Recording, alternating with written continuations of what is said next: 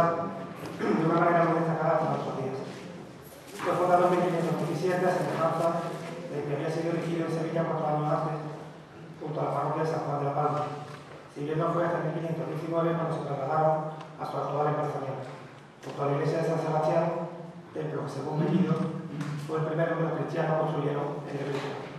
tras la Reconquista. 3 años más tarde, la religiosa abrazó una regla de la orden concepcionista fundada por Santa Beatriz de Silva en 1484, que refrendada dentro de la familia franciscana por el Papa Julio II en 1511. En la presente comunicación nos proponemos dar a conocer una serie de reformas llevadas a cabo en el convento de Lebrija, en el primer tercio del siglo XVIII, así como otras construcciones que pertenecían al monasterio y la villa y sus términos, al tiempo que documentaremos la realización y la sucesiva reforma de los característicos arcos que, partiendo de la pared derecha de la iglesia, otorgan ese aspecto tan singular a la elevada callejuela de las monjas, probablemente uno de los lugares más típicos de Lebrija. Asimismo, analizaremos la intervención del arquitecto diocesano Diego Antonio Díaz en otra serie de obras y reformas de los citados y otros inmuebles, lo que junto a lo anterior nos servirá para comprender el significado y la influencia del convento de la Concepción en la conformación del urbanismo lebrijano de esta época.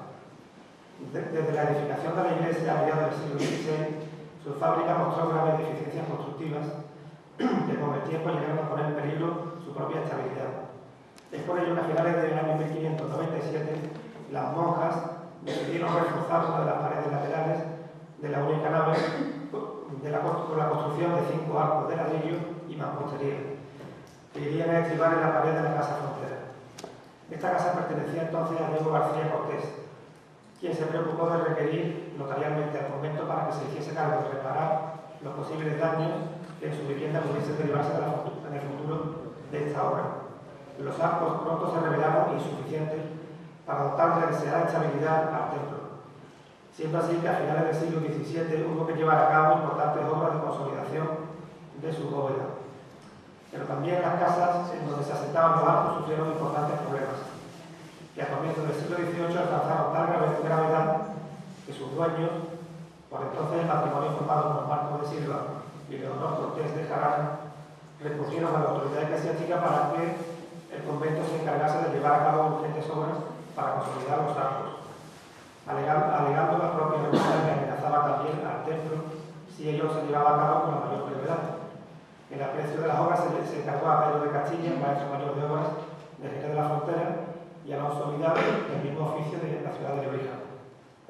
quienes certificaron la deficiente construcción de los arcos que apeaban directamente sobre la pared, siendo necesario reforzarlos con unos pilastrones que recibiesen su empuje desde el suelo. Pero tampoco esta intervención dejó resuelto el problema, sino que si bien la estabilidad de la iglesia efectivamente se vio reforzada, las paredes de la Casa Frontera donde descansaban los arcos, al haber sido cortadas para meter los pilastrones, se fueron debilitando en los años siguientes, hasta el punto de que 20 años después se hallaban de nuevo amenazando ruina. En 1729, estas casas, cuya entrada principal se encontraba en la plazuela del arco, correspondiéndose hoy con el número 3 de la calle Ignacio Alcón, pertenecían entonces a Francisco Luis de Cala, miembro de una de las familias más ilustres de Lebrija, a la que habían pertenecido, entre otros personajes, el propio Elio Antonio de Lebrija. Este señor volvió a recurrir al visitador de monjas del arzobispado para suplicarle que se llevara a cabo una nueva intervención de urgencia. En esta ocasión se encargó de su reconocimiento y posterior ejecución a los maestros alifes lebrijanos Juan Alonso de Morales y Juan Vidal, y a los maestros carpinteros de los Blancos, José Sánchez Jamón y Manuel de León, y su coste fue sufragado en su mayor parte por el convento de la Concepcionista. En la segunda parte de nuestra comunicación nos ocupamos de las obras llevadas a cabo en el convento y en muchas de sus posesiones de Lebrija y sus términos, bajo la dirección de Diego Antonio Díaz, quien desde 1705 desempeñaba el cargo de maestro mayor de obras del arzobispado de Sevilla. En la lectura de los informes emitidos por el arquitecto,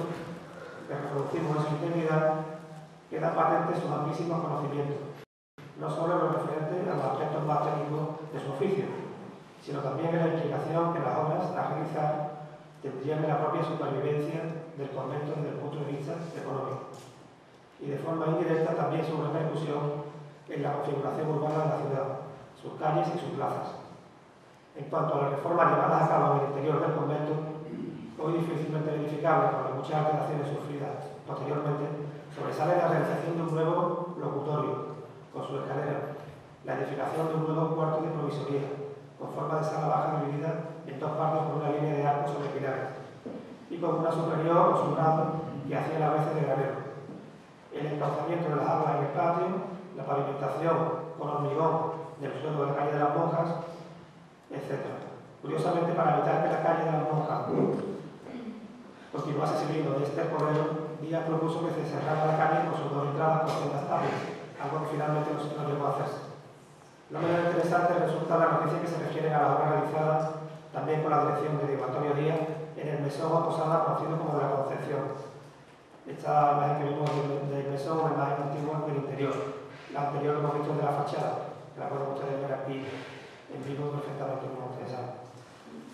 Díaz, en el mesón de la Concepción, instalado en la calle Sevilla, rehizo la galería superior y modificó la fachada con nuevas ventanas, con sus correspondientes rejas y puertas de madera.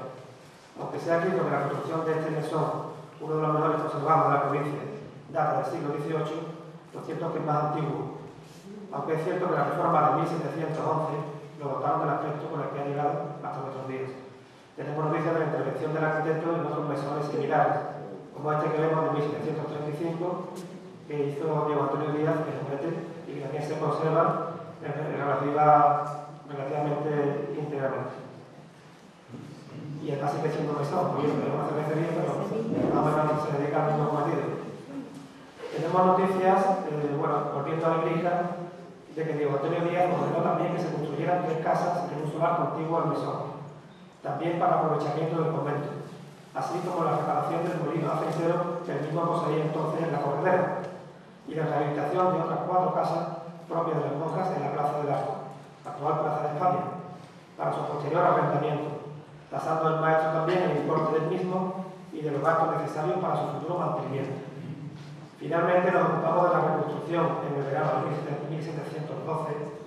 del molino de pan que las concepcionistas tenían junto al arroyo de Salado, a unos 10 kilómetros de Lebrija, en dirección a las cabezas de San Juan. Este molino servía para moldurar el trigo que luego se usaba para el sustento de la comunidad monástica y que había sufrido graves daños con las crecidas invernales del arroyo, tanto que había quedado inservible. En esta intervención, la única de este tipo que conocemos del maestro, Diego Antonio Díaz volvió a poner de manifiesto su amplio conocimiento, en este caso de ingeniería. Las numerosas reformas sufridas por el convento de la Concepcionista en la segunda mitad del siglo XVIII y sobre todo en el siglo XX y las de las calles lebrijanas a partir del siglo XIX no permiten reconocer muchas de las obras realizadas en nuestra comunicación, pero sí permanece casi intacto el callejón de las Monjas e incluso parte de la actual casa de la que fue de los Escalas, así como la posada de la Concepción, obras todas ellas para que el valorizado conocimiento y adecuada valoración les remitimos a la lectura del texto completo que figurará en las actas de esta jornada. Muchas gracias.